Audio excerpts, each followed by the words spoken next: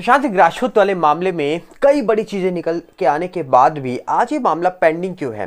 क्या इस पूरे मामले में स्टार्टिंग से जो राजनीति चलती आ रही थी, जो देश की जनता को दिखाई दे रही थी, क्या आज भी वही चल रहा है? आपको बता दिया जाए, इस पूरे मामले में एक खबर निकल के आई थी कि सुशांत सिंह राजपूत वाले मामले में सुशांत सिंह राजपूत ने अपने डेथ से पहले एक बड़े लॉयर को कांटेक्ट किया था जो उनके लॉयर थे, और उनको कांटेक्ट करने के बाद कहा जा रहा है कि ये पता भी लगा था कि सीबीआई ने उनके लॉयर को पूछताछ के लिए बुलाया था। और ऐसी भी खबर निकल के आई थी कि सुशांत सिंह राजपूत ने अपनी डेथ से 48 घंटे पहले गूगल पर दिशा का नाम सर्च किया था। अब सवाल ये उठता है कि आखिरकार अगर ये बात प्रिंट मीडिया ने छापी थी तो किस बेसिस पर छापी थी? क्या ये सच था कि सुशांत सिंह राजपूत ने अपने लॉयर को कांटेक्ट किया था?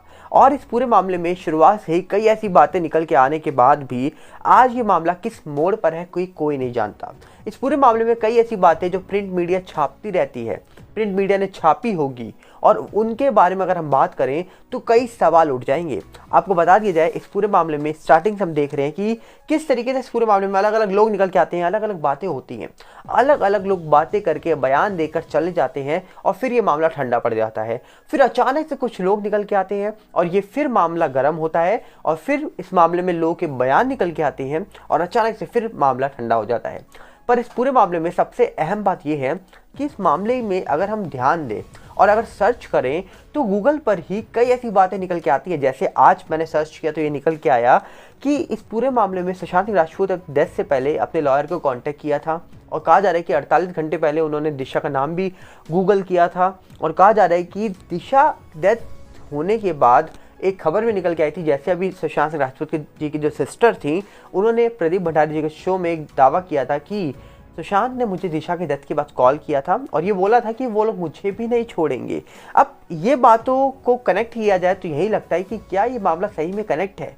क्या कुछ ऐसा था जो प्रेस कॉन्फ्रेंस सुशांत करने वाले थे? क्योंकि ये बात उनकी सिस्टर ने भी बोली थी अभी हाल ही में कि सुशांत सिंह राजपूत प्रेस कॉन्फ्रेंस करने वाले थे और वो डरे हुए थे।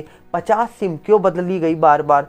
कहाँ गया उनका पैसा? ये सवाल स्टार्टिंग से उठते आए थे इस पूरे मामले में। अगर आज भी हम गूगल में सर्च करें या फिर ट्विटर पे जाकर कई ऐसे पोस्ट देखें लोगों के जो ये सवाल उठाने पे मजबूर करते हैं कि इस मामले में क्या ऐसा छुपा हुआ है जो आज भी अगर बाहर आएगा तो क्या पता कई लोगों के राज खुल जाए। क्या इस पूरे मामले में ऐसा छुपा हुआ है जो बाहर लाने को कोई तैयार नहीं है? क्या इस पूरे मामले में ऐसा छुपा हुआ है जिसके बाद बॉलीवुड पूरी तरीके से शांत था?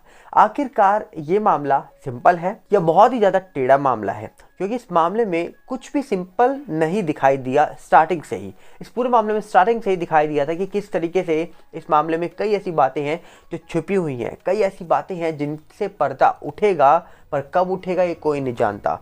इस मामले ने कई लोगों के चिट्ठे खोल दिए। इस मामले ने बता दिया कौन कितना किसका सगा है। इस मामले ने बता दिया कि जिनको हम सर पर बैठाकर नचाते हैं वो कल को हमको ही नचाकर चले जाएंगे। क्योंकि इस पूरे मामले में अगर हम बात करें तो रूप कुमार शॉ जो खुद कुपई एम्प्लॉय थे वो निकल के आए, उससे पहले सुरजीत सिंह राठौर निकल के आए, उससे पहले हमने देखा तो कई और शख्स निकल के आए थे जिन्होंने दावा करा था कि मैंने सब कुछ देखा था उस दिन वहाँ पर जब एसएसआर का शरीर था, हड्डी टूटने की बातें, निशान की बातें, कई बातें निकल के आई, कई लोगों ने बयान दिए।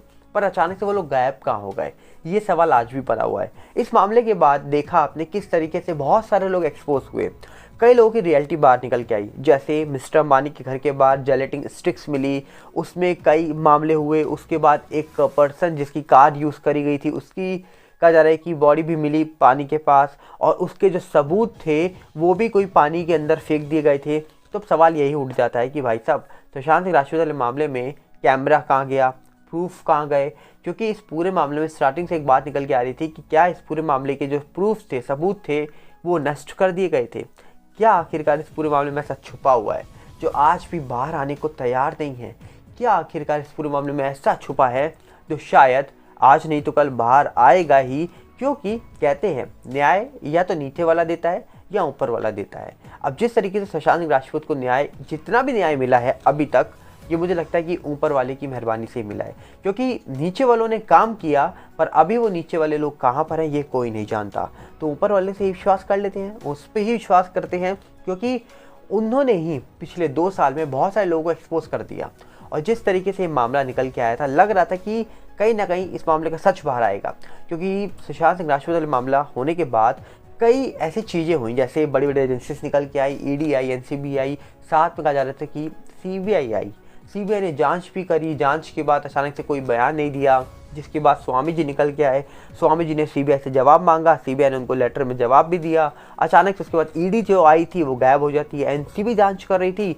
जब से समीर वानखेड़े जी का तबादला होता है तब से कहा जा रहा है कि एनसीबी भी बिल्कुल चुप हो गई इस पूरे मामले को लेकर, और अब सीबीआई पर भरोसा है। तो सीबीआई इस पूरे मामले में कहां तक पहुंची है ये कोई नहीं जानता। और दूसरी तरफ अगर हम बात करें तो स्वामी जी, सुब्रमण्यम स्वामी जी जो हैं, जो बीजेपी के लीडर हैं, मेंबर ऑफ पार्लियामेंट हैं, उन्होंने अभी कई दावे करे थे। अभी कहा जा रहा है कि उन्होंने इस पूरे मामले में कई बयान भी दिए, ट्वीट्स भी किए, जिस ट्वीट से उन्होंने साफ बोल रखा है कि उन्होंने जब पर्सनली इन्वेस्टिगेट करवाया था इस पूरे मामले को, तो इस पूरे मामले में उनको एक चीज़ दिखी थी जो दिखा रहा था कि साफ ये मर्डर है। जिसके बाद हाल ही में वो एक जगह पहुंचे जहां पर एक बुक लॉन्च हो रही थी, जो कहा जा रहा है कि श्री अय्यर नाम के शख्स हैं, उन्होंने एक बुक लॉन्च करी जिस बुक का नाम उन्होंने रखा हु किल एसएसआर।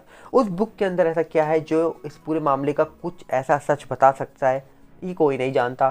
फिर उसके बाद आज भी स्वामी जी के ट्वीट्स को लगातार लोग देखते हैं कि कुछ ना कुछ स्वामी जी लिखेंगे, और जिसके बाद अभी हाल ही में उन्होंने सीबीआई को चेतावनी भी दे दी थी कि आप इस पूरे मामले का सच बताइए वरना हम कोर्ट तक जाएंगे। अब देखने वाला विषय ये है कि ये मामला कितना लंबा चलेगा, कोई नहीं जानता।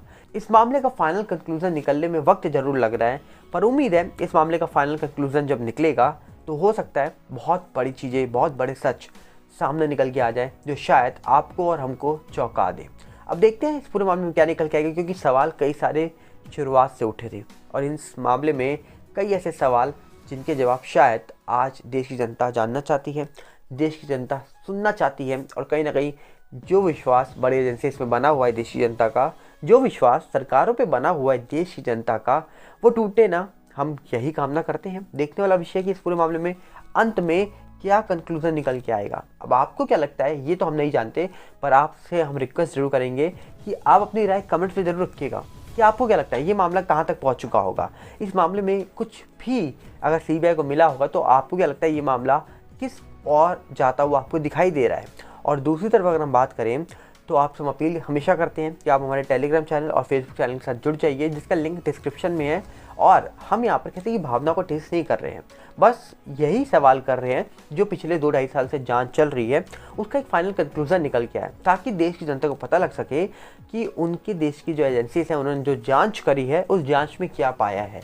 क्योंकि कुछ नहीं बोलने से अच्छा है कुछ तो बोला जाए, क्योंकि नहीं बोलेंगे तो सवाल 100 उठेंगे, और अगर बोल देंगे तो हो सकता है एक सवाल उठे या एक भी ना उठे, या हजारों सवाल और उठ जाएं। अब ये देखने वाला विषय है कब इस पूरे मामले में बड़ी एजेंसीज जो जांच कर रही थी वो कुछ बोलेगी। आपको क्या लगता है आप अपनी राय कमेंट्स में जरूर रखिएगा। मिलते हैं बहुत जल्दी। नमस्कार, जय हिंद।